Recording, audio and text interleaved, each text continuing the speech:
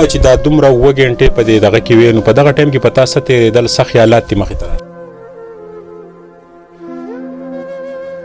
نو دا یو لاس مې وزګار و په دې مې د خولې نه خاوره لرې کوله او ساه مې اخیستو نو ما خو وی ګوره که ژوندی لاړ شم چې کومه خاوره او زه به کومه مالبکې پټم ما ته کوم تکلیف و نو ډېره ګرانه وه بس څنګه ورکو شوم او پیپ مې ریبو او دی راغی ټول کوی کېناست ډېر خوشحاله وم داسې وم چې په جامو کې نه ځایېدم ما یا الله پاکه نوی ژوند دې راکړو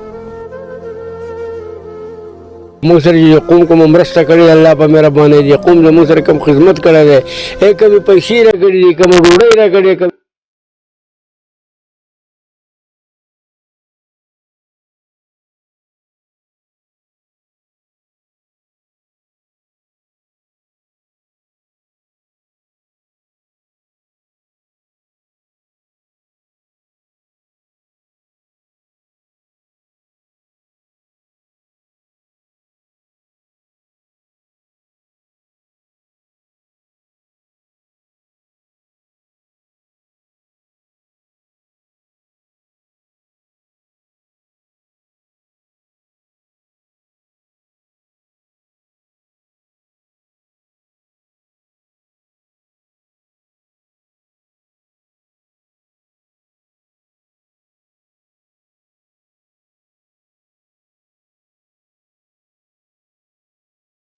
بالکل جی زه سهیل باچا یم او دا وخت په بریکوټ کې موجود یم په بریکوټ کې 13 ورځ د کوهي د پریوتو چې کوم واقعه راغلی و چې په هغې کې اجمیر شاه په دغه ملبې لاندې راغلی او د هغې ملبې پټواري چې وه د 40 فوټو نه سیوا وه دا ټوله د الله تعالی کرشمه وه چې دغه اجمیر شاه چې دی صحیح سلامت خپلو مورو پلار ته چې دی ریکور شو او د دې مین وجه چې وه د پوره قوم دواګانې وې دی د طاهر جان ملک چې کوم یادېږي د هغه زوی دی د دوی دلته کې په دې علاقه کې چې دی په هر قبر په کنلو کې دوی موجودي په خدمت کې موجودي او دوی دغه وجه چې دوی د پلار سره خلک بې کچه مینه کوي او د دوی لپاره په هر جماعت کې دواګانې وشوې دا اجمیر را سره صحیح سلامت دا وخت موجود دی چې د نن د هسپتال ټسټونه رالل نو د هډوکي هم روغ دي معمولی داغونه په در راغلي ولې چې دومره ملبه او دومره خاوره چې دی په انسان راشي او 7 غنټې په دغه کوهي کې پروت او هغه بیا چې د خپلو مورو پلار ته نو دا د یو لوی خوشحالۍ او د الله تعالی هغه کرشمه چې دن دغه د اجمیر شاه څنګه یې تو خیر دی شکر الحمدلله شکر الحمدلله دا وایه چې دا دومره 7 غنټې په دې دغه کې وې نو په دغه ټایم کې په تا څه تېرېدل څه خیالات دې مخې ته راتلل ډېر تکلیف و خو الله پاک اسانه کړی و تا به زنګ خبرې اورېدې موږ چې به ما ستاسو خبرې اورېدې خو زما چا نه اورېدې ټیک او دغه ځای ستا د ساه بندېدو دي تا ته څه مشکلات راتلل ساه به دې بندېدو څه وایي نو دا یو لاس مې وزګار و په دې مې د خولې نه خاوره لرې کوله او ساه مې اخیستو خاوره به په تا ته پاسه راتله پاسه راتله ټیک او دا چې تو کوز شوې نو تا دا څنګه دا کوی را پرېوتو دی او دم را پرېوتو که نه تو لاندې موجود وې کار دې کوو بس څنګه ورکو شوم او پیپ مې ریبو دی راغی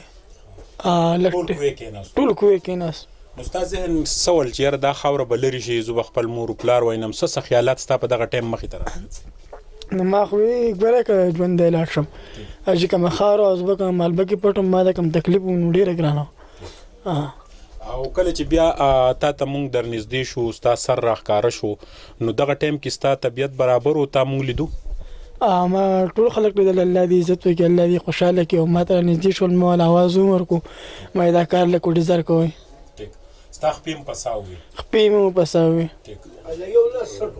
یو لاس او سټ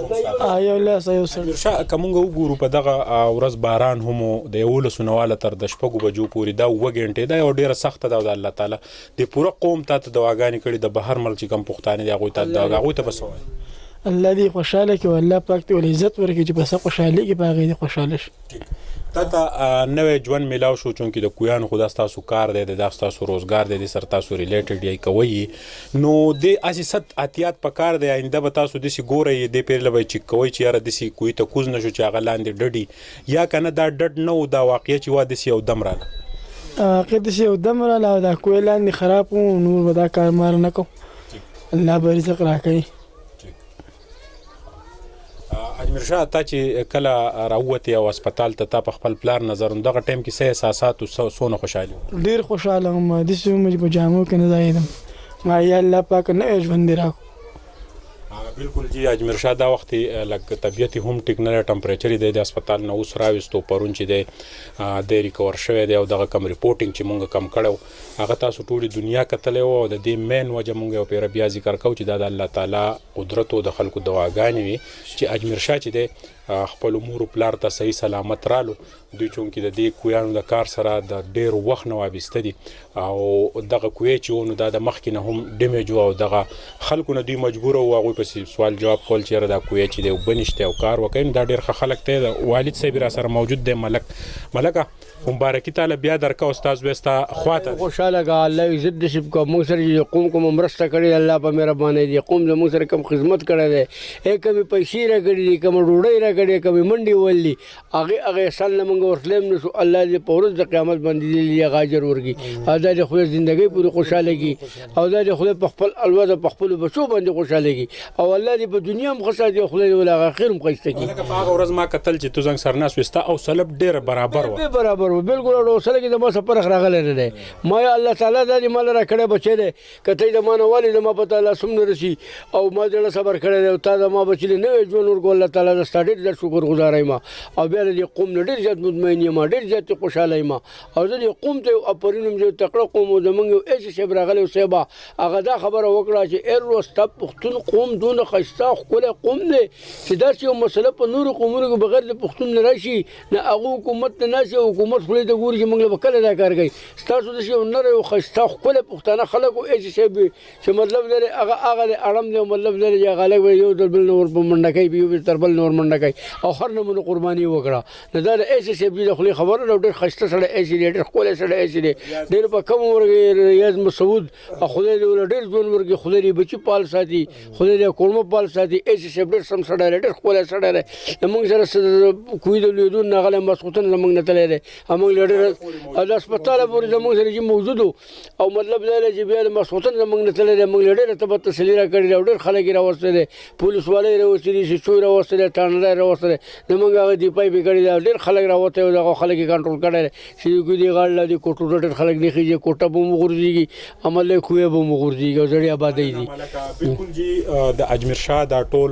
واقعیا د 11 بجو نه تر د 6 بجو پورې بیا چې کوم اسسټنټ کمشنر ریاض مسعود دا غیم دوی شکریا ادا کړ د 1122 د اپریشن پولیسو او د غرنګي په بریکوټ بازار کې ټریفیک چې دی هغه هم د اجمیر شاه د پاره چې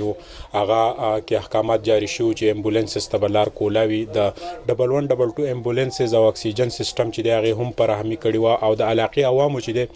د دغه سرکاري خلکو نه زیات چې دی هغه هم منډه وهله او کوشش کوي کم چې ټیکنیکل خلک کو چې مهارت په دغه کویانو کې هغه چې د هم کم پاتې شي کوی واغی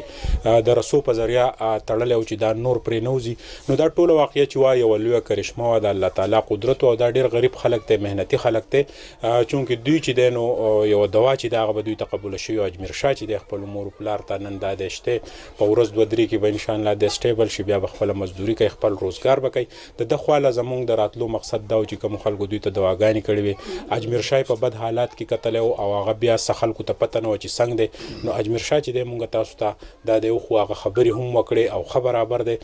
د ټولو پښتنو چې دی درنګ جهان مننه. ما سهیل باچا لره کې اجازه ته الله پامان.